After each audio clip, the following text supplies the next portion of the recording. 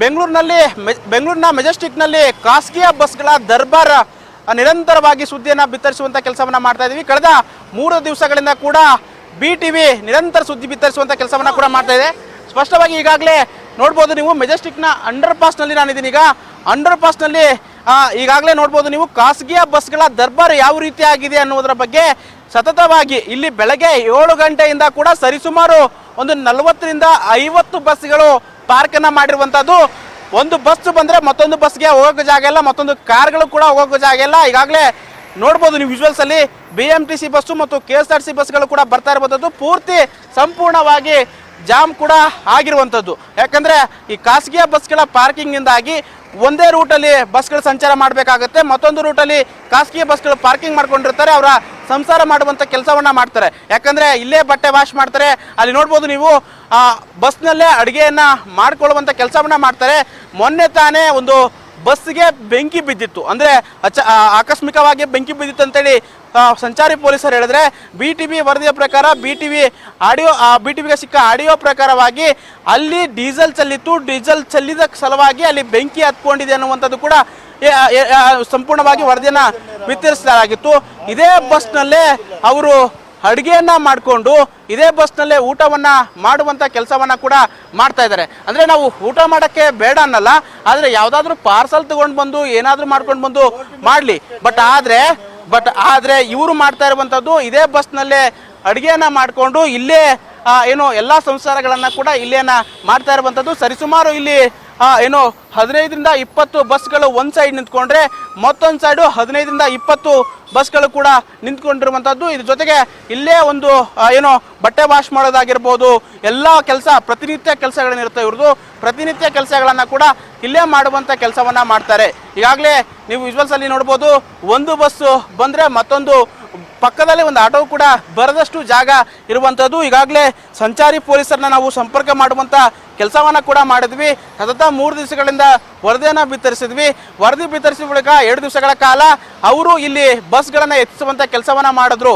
ಆದರೆ ಇಲ್ಲಿಯವರೆಗಾದರೂ ಮತ್ತೆ ಇವತ್ತು ಅದೇ ಹಳೆ ಚಾಳಿಯನ್ನು ಮತ್ತೆ ಮುಂದುವರಿಸಿದ್ದಾರೆ. ಯಾಕಂದರೆ ನಾವು BTV ಅವರು ಸುಮ್ಮನಾಗ್ಬಿಟ್ರು ಅನ್ನುವಂಥ ನಿಟ್ಟಿನಲ್ಲಿ ಸುಮ್ಮನಾದ್ರೋ ಏನೋ ಗೊತ್ತಿಲ್ಲ. BTV ಅವರು ಯಾವತ್ತೂ ಸುಮ್ಮನೆ ಆಗಲ್ಲ. ಯಾಕಂದರೆ ಒಂದು ವರದಿ, ಒಂದು ಸುದ್ದಿ ಅಂದ ಮೇಲೆ ಅದು ತಾರ್ಕಿಕ ಅಂತ್ಯ ಕಾಣೋವರೆಗೂ ಕೂಡ BTV ಯಾವತ್ತೂ ಸುಮ್ಮನೆ ಇರೋದಿಲ್ಲ ಅನ್ನುವಂಥದ್ದು ಕೂಡ ಈಗಾಗಲೇ ನಾವು ತೋರಿಸ್ತಾ ಇರುವಂಥದ್ದು. ಪ್ರಮುಖವಾಗಿ ಈಗ ನೀವು ವಿಜುವಲ್ಸಲ್ಲಿ ನೋಡ್ತಾ ಇರ್ಬೋದು, ಸರಿಸುಮಾರು 8ರಿಂದ 10 ಈ ಕಡೆ ನಿಂತ್ಕೊಂಡ್ರೆ ಮತ್ತೊಂದು 8ರಿಂದ 10 ಈ ಕಡೆ ಬಸ್ಗಳು ನಿಂತ್ಕೊಂಡಿರುವಂಥದ್ದು.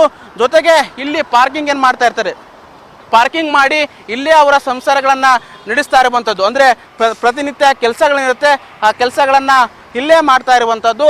ನಾವು ಮೊನ್ನೆ ದಿವಸ ಕೂಡ ಪಶ್ಚಿಮ ವಿಭಾಗದ DCP ಅವರನ್ನು ಸಂಪರ್ಕವನ್ನು ಮಾಡಿದ್ವಿ. ಸಂಪರ್ಕ ಮಾಡಿದಂಥ ಸಂದರ್ಭದಲ್ಲಿ ನಿಮ್ಮ ಲಿಮಿಟ್ನಲ್ಲಿ ಈ ರೀತಿಯಾಗಿ ನಡೀತಾ ಇದೆ, ಈ ರೀತಿಯಾಗಿ ಖಾಸಗಿಯ ಬಸ್ನವರು ಅನಧಿಕೃತವಾಗಿ ಪಾರ್ಕಿಂಗನ್ನು ಮಾಡ್ತಾ ಇದ್ದಾರೆ ಅನ್ನುವಂಥ ನಿಟ್ಟಿನಲ್ಲಿ ಕೂಡ ಅವರ ಗಮನಕ್ಕೂ ಕೂಡ ತರ್ತೀವಿ. ಕೆಲವೊಂದಿಷ್ಟು ರಾ ಫುಟೇಜ್ಗಳನ್ನು ಕೂಡ ಅವರಿಗೆ ತೋರಿಸುವಂಥ ಕೆಲಸವನ್ನು ಕೂಡ ಮಾಡ್ತೀವಿ. ಆ ಸಂದರ್ಭದಲ್ಲಿ ಅನಿತಾ ಮೇಡಮ್ ಹೇಳ್ತಾರೆ, ಪಶ್ಚಿಮ ವಿಭಾಗ DCP ಅವರು ಹೇಳ್ತಾರೆ, ಇಲ್ಲಿ ಯಾವುದೇ ರೀತಿಯಾದಂಥ ಪಾರ್ಕಿಂಗ್ ನಡೆಯಲ್ಲ, ನಾವು ಪ್ರತಿನಿತ್ಯವಾಗಿ ಬೀಟ್ನಲ್ಲಿ ಚೆಕ್ ಮಾಡ್ತಾರೆ, ಯಾವುದೇ ತೊಂದರೆ ಆಗಲ್ಲ ಅನ್ನುವಂಥ ನಿಟ್ಟಿನಲ್ಲಿ ಕೂಡ ಹೇಳಿಕೆಯನ್ನು ಕೊಡ್ತಾರೆ. ಜೊತೆಗೆ ನೀವು ಕಟ್ ವಿಡಿಯೋಗಳನ್ನು ತೋರಿಸ್ತಾ ಇದ್ದೀರಿ ಅನ್ನುವಂಥ ಹೇಳಿಕೆಯನ್ನು ಕೂಡ ಮಾಹಿತಿಯನ್ನು ಕೂಡ ಕೊಡ್ತಾರೆ. ಜೊತೆಗೆ ಇನ್ನು ಅವರಿಗೆ ಕೊಟ್ಟ ಮಾಹಿತಿಯ ಪ್ರಕಾರವಾಗಿ 2 ದಿವಸಗಳ ಕಾಲ ಸಂಚಾರಿ ಪೊಲೀಸರು ಕೂಡ ಕೆಲಸವನ್ನು ಮಾಡ್ತಾರೆ. ತದನಂತರವಾಗಿ ಇದೀಗ ಮತ್ತೆ ಅದೇ ಚಾಳಿಯನ್ನು ಮುಂದುವರಿಸಿರುವಂಥದ್ದು. ಖಾಸಗಿಯ ಬಸ್ಗಳೇನಿದಾವೆ ಈಗಾಗಲೇ ಪಾರ್ಕಿಂಗನ್ನು ಮಾಡಿರುವಂಥದ್ದು. ಇದು ಒಂದೇ ಪ್ಲೇಸಲ್ಲಿ ಈ ರೀತಿಯಾಗಿ ಮಾಡಿಲ್ಲ ಇವರು. ಓಕ್ಲಿಪುರಂ ಅಂಡರ್ ಪಾಸ್ ಏನಿದೆ ಅಲ್ಲಿ ಕೂಡ ಮಾಡಿರುವಂಥದ್ದು. ಬೆಳಗ್ಗೆ ಕೂಡ ನಾವು ಮೆಜೆಸ್ಟಿಕ್ಕಲ್ಲಿ ಕೂಡ ಲೈವನ್ನು ಮಾಡಿದ್ವಿ.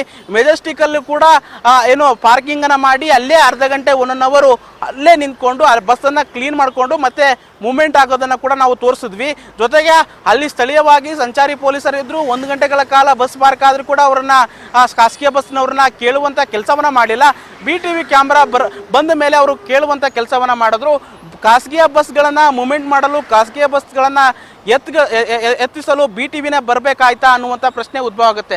ಯಾಕಂದರೆ ಸಂಚಾರಿ ಪೊಲೀಸರು ನಿಜವಾಗ್ಲೂ ಕೆಲಸ ಮಾಡ್ತಾ ಇದ್ದಾರಾ ಅನ್ನುವಂಥ ಪ್ರಶ್ನೆ ಉದ್ಭವ ಆಗಿದೆ. ಯಾಕಂದರೆ ಈಗಾಗಲೇ ಕೂಡ ನೋಡ್ಬೋದು ನೀವು, KSRTC ಬಸ್ಗಳಾಗಿರ್ಬೋದು, ಎಲ್ಲ ಬಸ್ಗಳಿಗೆ ಕೂಡ ಈಗ ಸಾಕಷ್ಟು ತೊಂದರೆ ಆಗುತ್ತೆ. ಸರಿಸುಮಾರು ಒಂದು ಪಕ್ಕದ ರಸ್ತೆಗಳಿದೆ, ಮೆಜೆಸ್ಟಿಕ್ ಎಂಟ್ರಿ ಆಗುತ್ತೆ. ಮೆಜೆಸ್ಟಿಕ್ ಎಂಟ್ರಿ ಆಗುವಂಥ ರಸ್ತೆ ಏನಿದೆ ಆ ರಸ್ತೆಯಲ್ಲಿ ಸಂಪೂರ್ಣವಾಗಿ ಸದ್ಯ ಟ್ರಾಫಿಕ್ ಜಾಮ್ ಆಗಿರುವಂಥದ್ದು. ಟ್ರಾಫಿಕ್ ಜಾಮ್ ಆಗೋಕ್ಕೆ ಪ್ರಮುಖ ಕಾರಣನೇ ಈ ಖಾಸಗಿಯ ಬಸ್ಗಳು ಯಾಕೆ ಇಲ್ಲಿ ಪಾರ್ಕಿಂಗ್ ಮಾಡ್ತಾರೆ ಅಂದರೆ, ಎರಡು ಸೈಡು ಬಸ್ಗಳ ಮೂವ್ಮೆಂಟ್ ಇದ್ದರೆ ಆಟೋಮೆಟಿಕ್ಲಿ ಪಾರ್ಕಿಂಗ್ ಯಾವುದೇ ರೀತಿಯಾದಂಥ ಟ್ರಾಫಿಕ್ ಜಾಮ್ ಆಗಲ್ಲ.